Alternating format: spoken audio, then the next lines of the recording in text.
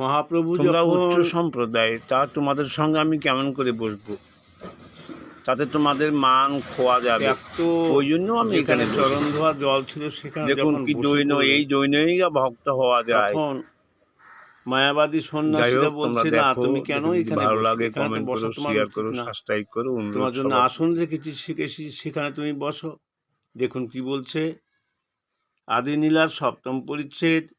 প্রভু কয়ে আমি হই হীন সম্প্রদায়, তোমার সম্প্রদায়ে বসিতে না জুয়াই। আপনে প্রকাশানন্দ তাহারে ধরিয়া বসাইল সবার মধ্যে সম্মান করিয়া।